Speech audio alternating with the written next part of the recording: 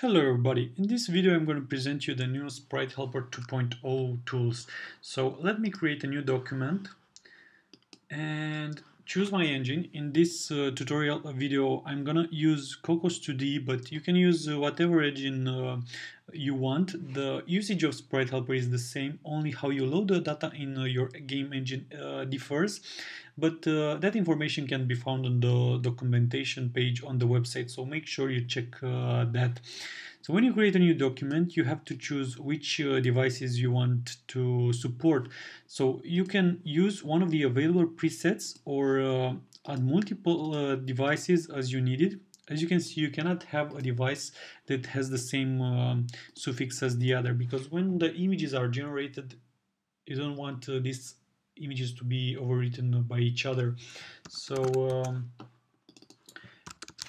you can enter all the devices you need. The device name is just a way for you to identify it. It doesn't serve as nothing, but the suffix is appended to the image file, and the ratio tells SpriteHelper how to resize the image that you imported in it to generate the final image. So if you want to resize it to make it smaller, you enter a ratio that is below 1, and if you want to scale it up, you just enter a bigger value. So you can save this to use for a later presets, and this will make it easier for you to create a new document. So let's just remove these devices right now because we don't need it, and create a new document. So when you start your SpriteHelper document, you will have an untitled sheet, and let's rename it. Let's call it fruits, and you can create as many sheets as you like and import your necessary info into each sheet. So let's import some images into this sheet, and you can import images by simply drag and drop, or by using the plus button over here, which is for sprites, and or using the import button over here. So just drag and drop your sprites, lay them out, and the sheet is ready for you to use. You have various properties over here, like the algorithm you wanted to use for laying the sprites, or the image format you want to use, if you want to use power of 2 or and the square files or not, the max size you want to use for the layout algorithm, if you want to generate the files in a subfolder, or if you want to use a background and save it. So actually this background property won't do anything until you choose to save it, and when the generated image will be published, it will contain this reddish background or whatever color you have entered. The padding is actually the distance between each sprite when padding it. So if I'm to choose 20, you will see that the distance between each sprite is bigger. And let's publish it. So let's first create a folder here called publish, and when you press on this publish button, the first time you press it, it will ask you, okay, where do you want to publish this information, and what settings do you want to use? Maybe you don't want to publish the entire information in this SpriteHelper document, so maybe just the sprites or something like that, and click publish with the selected locations, and as you can see, the files are generated over here. So let's look at these file names. What does it contain? So I have an untitled fruits HD. Untitled is the name of the document. In this case, the document has not been saved, and so it has an untitled name. So let's actually save it. Go to desktop and call it my test. Save. And the document name is now my test. And as you can see, it's just a simple file that you can move wherever, give it to wherever, and all the information will be here. So in the previous version, it was needed that you keep your original sprites relative to the document and stuff like that. Now it's no longer necessary. You can take this file and put it in your repository and do whatever you want, send it on email, and all the information is here. And the nice thing about it is that SpriteHelper has autosave and versions, and you can revert back to a previous version of the document if needed. Okay, so let's look back at this naming. Let's publish again, and now because I already gave the location and the settings I want to use, if I click, SpriteHelper won't ask me again where do I want to publish these files and how do I want to publish them. But of course, if I want to change any settings in the publish, I just click and hold, and the options will become visible again, and I can change my settings and my location for the publish.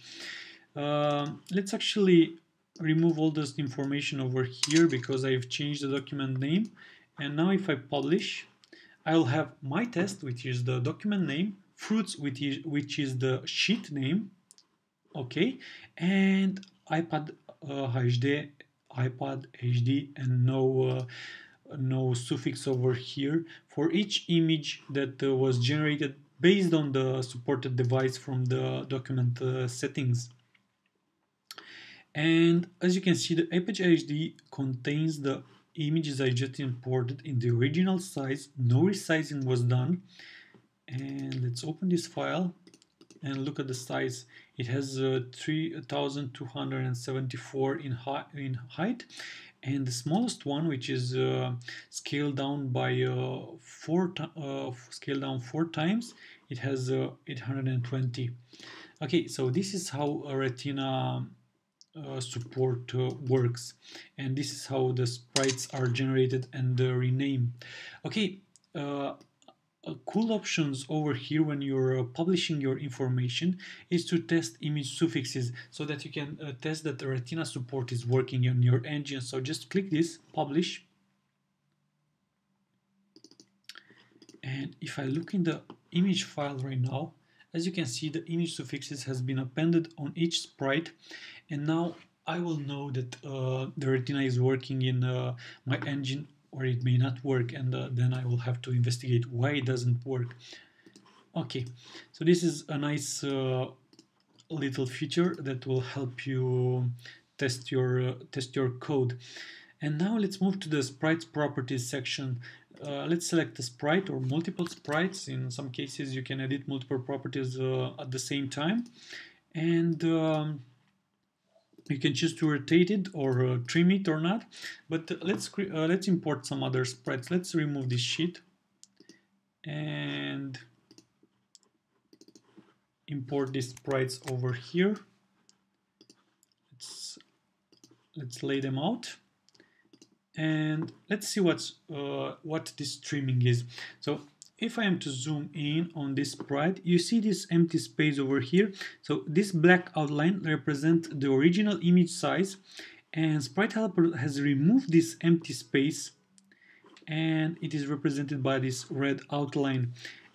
And when I am to load this particular sprite into my game engine, this empty space will be added back, so the size of the sprite will be exactly as the image I have imported. But if I am to crop the sprite, the empty space will be removed, and when I import this particular sprite in my game engine, the empty space will not be there anymore because it has been removed.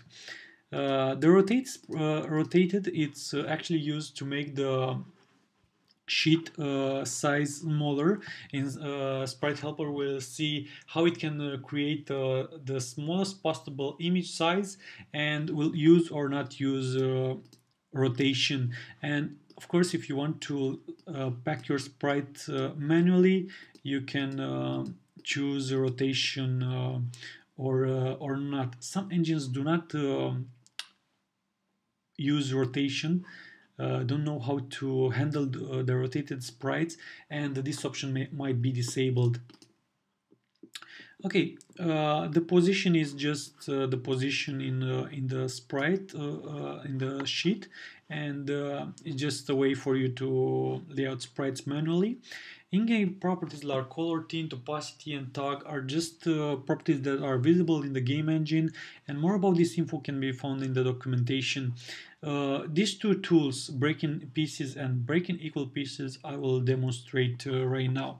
So let's remove this for a second, and let's import this break test file. As you can see, this file has multiple monkey sprites in it, and when I import it, it is seen by SpriteHelper as an individual sprite, because that's how my artist has sent this image to me.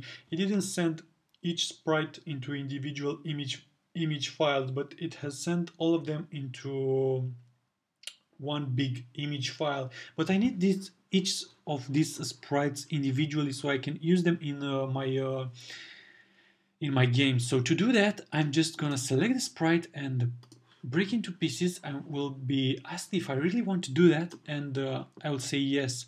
And as you can see, SpriteHelper has found all the sprites in that image file and has created them for me. And now I can also, let's go to publish folder and remove this information from here. And now I can also go to tools, export sheet sprites as PNG files, export, and each sprite in this document has been exported as an individual image file. I can also go to tools, export sprite sheet as PNG, and use mask option, and this will export the mask of the sprites, and this will help your artist create some amazing effects if needed. So let's remove this information and show you another cool feature.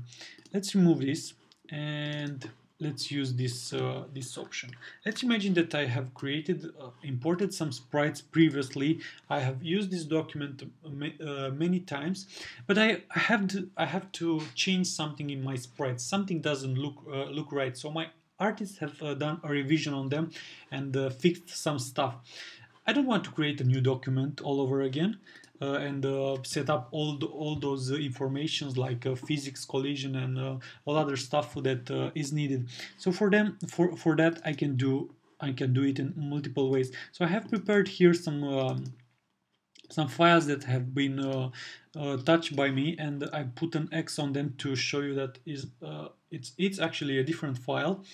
And what I can do, as you can see over here, the sprite has a name, object pineapple.png. It can also be object pineapple, and I can go to tools, batch change sprite image, go to my folder that contains the new image files, and as you can see, SpriteHelper tells me, okay, these are the sprites that have the same name I can find in this document. For example, object statue is not in this document, so it is disabled. It won't batch change it. I select this folder and I select the sprites I want to import and click on change. And as you can see, the sprites have been changed for me automatically. I can also select the sprite and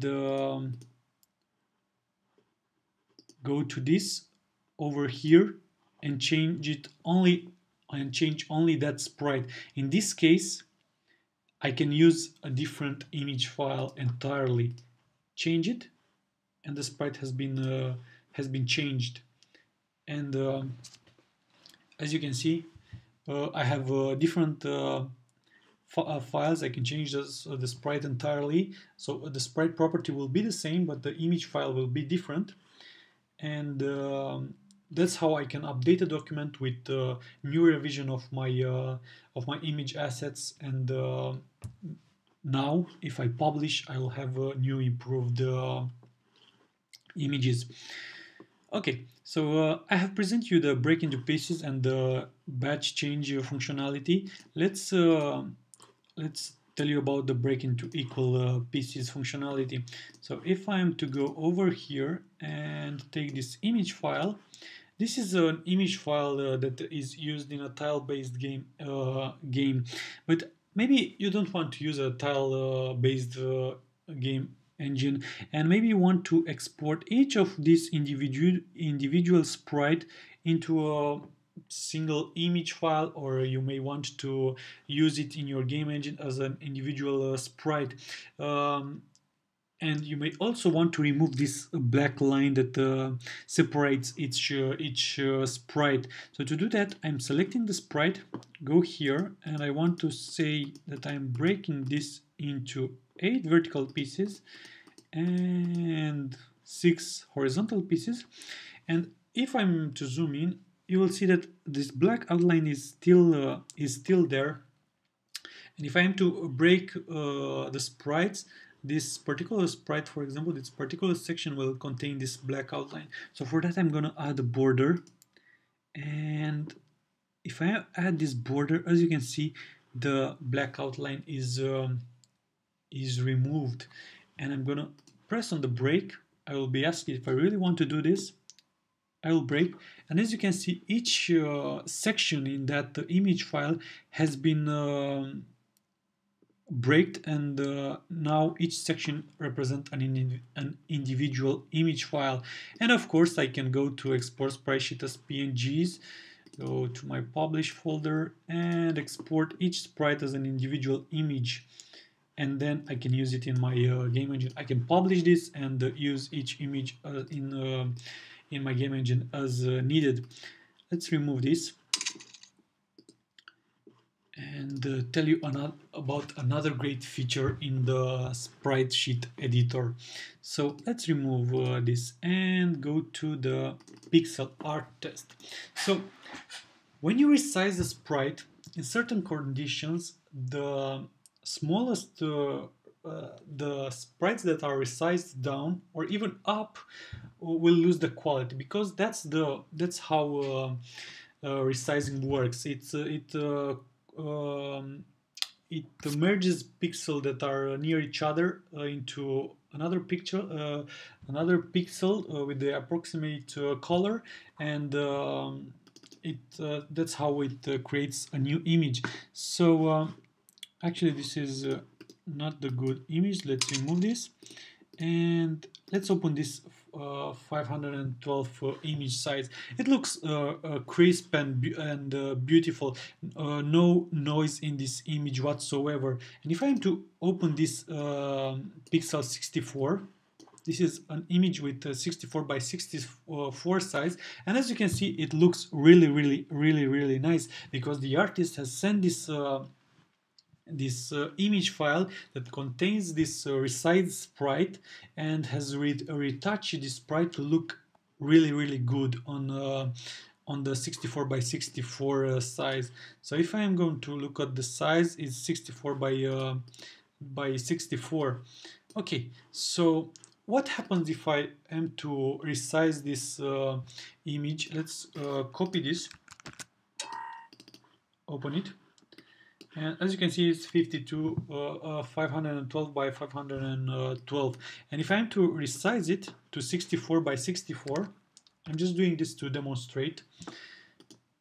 Okay, and now if I'm to zoom it, you see how the image has lost quality. And no matter what game engine, no matter what image editor or sprite sheet editor or whatever you will use, the image quality when you resize a sprite will be reduced, because that's how resizing of an image works. No matter what you do, the quality you will lose quality. So you see how the outline of this sprite doesn't no longer looks good. So I don't want to use this image in my game, because it will make my graphic looks awful, and I want my game to look as crisp as possible. So what can I do? Well, let's import this big image. Okay, and let's publish this. I'm gonna publish this in order to show you the difference between using this feature and not using this feature. Okay, so I'm gonna go to publish, and I actually didn't remove all the files previously. And let's call a save folder over here, and let's move these files over here. So this is using the normal these files were generated by using the normal behavior. So I don't want SpriteHelper to resize the images for me, because that will resize the image. It will create a pretty good result, but in certain conditions the quality may not be good enough for me. So what can I do? Well, I can have the art that is sent by my artist that is resized the size I need. So for 512 I need the HD and IPHD at 256, and for normal iPhone which is resized 4 times, I need 128. So I will expand this, go here and drag this 256, 256 and 128. And now SpriteHelper will use my images that I have provided that are already resized and retouched by my artist, and they look very, very good. And if I am to publish right now, let's go over here. So I have this save folder that were published in normal way, and I have these files over here that were published using my resized image. So let's open this one that is the smallest one, and let's zoom it. It looks crisp and beautiful, exactly how I gave it to SpriteHelper. You know, the resized one, it looks exactly the same, crisp and beautiful. Okay, so let's go to the other save one and open the same image, the same size image. And I'm going to demonstrate you that the image size is exactly the same. And let's zoom in. You see how the quality of this image is worst here? You see, so let's zoom on the eye over here, and you see how the quality is over here. It's not exactly the same. You see how the quality has been drastically removed over here. So if I am to go to tools, you see 131, and select this one, 131. So both image sizes are the same. Both were generated by SpriteHelper, but this one was generated using my original resized sprite that were touched by my artist and are as crisp as possible. And this one was generated by resizing my biggest image 4 times, and so the quality has been loosened. So this is a very important feature because it will make your game look as crisp and as beautiful as possible on all devices. Okay, this is everything that I had to show you for the sprite sheet editor part. And make sure you watch all the other videos to learn about sprite sheet animations, physics editor, and skeletal animations. Thank you for watching. Have a great day.